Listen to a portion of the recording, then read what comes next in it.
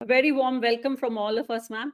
And today's the flow of the session would be like this, that I would give a brief introduction about Ikigai, and then we will start our discussion session with our special delegates, followed by questions from the audience.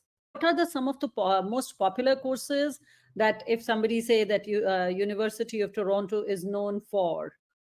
Well, number one in computer science in Canada, number one in engineering in Canada, one of the top business schools.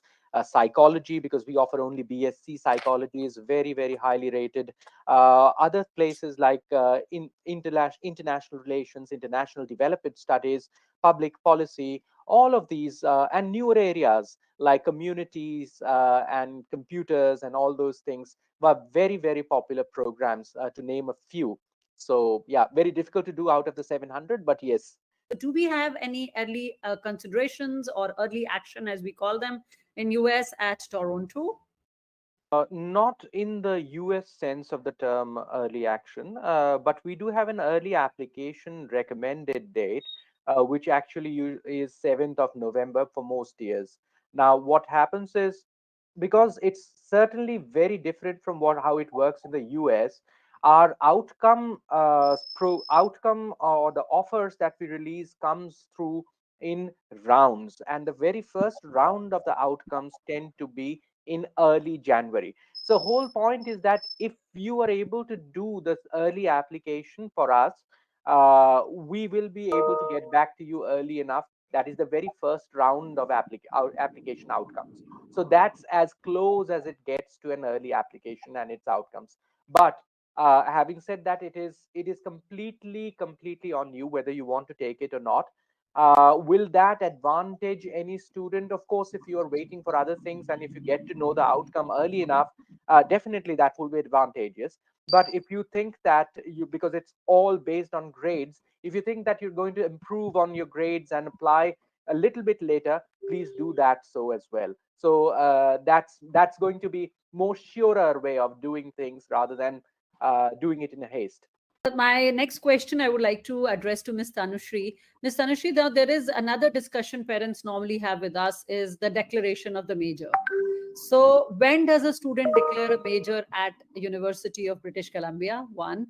Two, where can they change their major with what they enter into?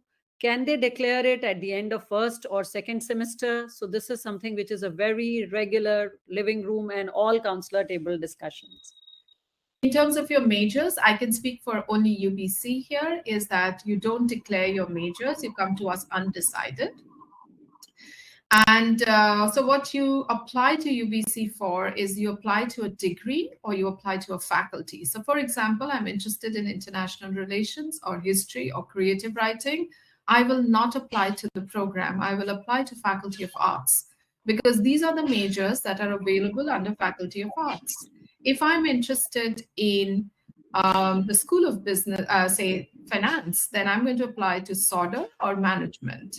So I'll apply for a BCom degree or a management degree and declare finance in my upper years.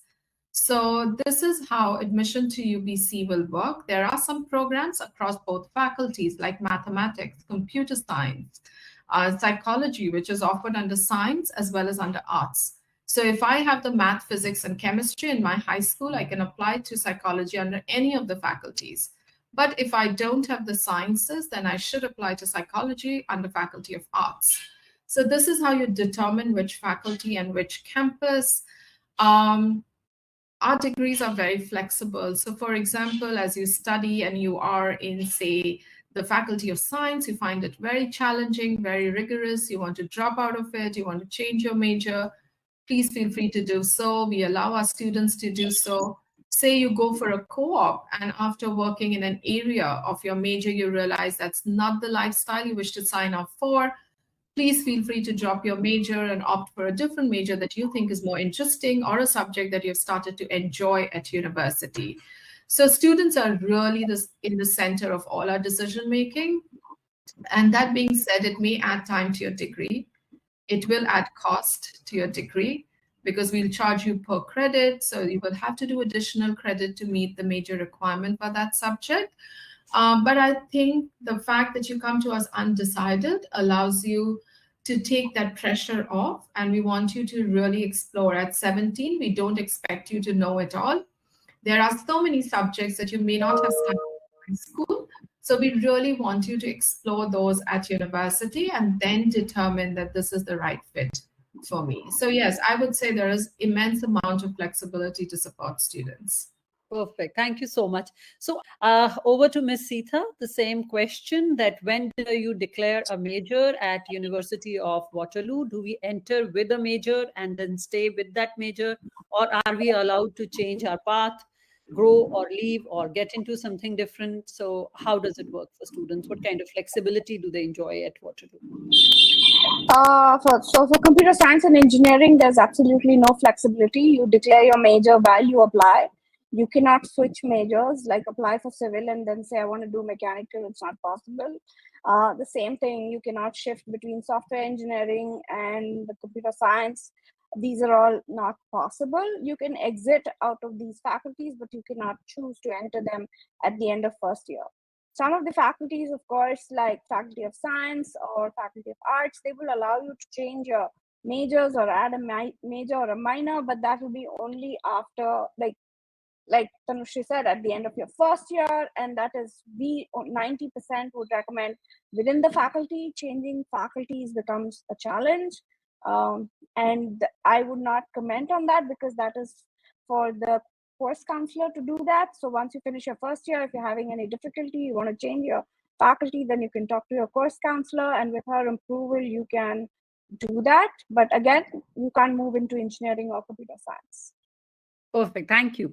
So there is another question the parents have is, one, what are the co-ops? Two, are co-ops compulsory in the degree? So for example, if there is co-op and we choose 4 co-ops and the student is not able to do 4 co-ops, what kind of flexibility is in the co-ops and how does this work?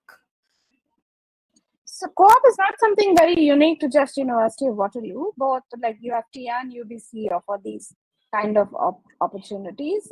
At University of Waterloo, co-op is mandatory only for the Faculty of Engineering. For the other faculties, it's optional. So the students choose whether they want co-op or don't want co-op while they are applying. If they choose to go for a co-op and then don't like co-op, they are very free to exit that. But if they choose for a regular program and want to move into co-op, and it becomes a competitive process, it will all then depend on room in the program and grades and various other conditions. And if the student is it's mandatory to do 5 co-ops and the student has done only 4, that will be a problem because then we cannot award the degree to such students. So she will or he will have to go and check out with the co-op department, the course counselors, and see how to tackle the situation. So it's generally recommended that it's something we can't comment about at this situation, but it is up to, if the course requires you to do an X number of co-op terms, it has to be completed for you to get your degree, because it's mentioned on your degree that you've studied an X program with co-op. So yeah. We would like to extend a very, very warm thank you for taking out time. I hope you enjoyed the session as much as we did and as much as participants did, and looking forward to having you over with us again. And thank you for your time on this holiday. Thank you so much. Big round of applause for our delegates. Thank you once again. Take care and have a good day. Thank you so much for having us. Thank you for having us. Take care. Thank you. Thank you. Bye.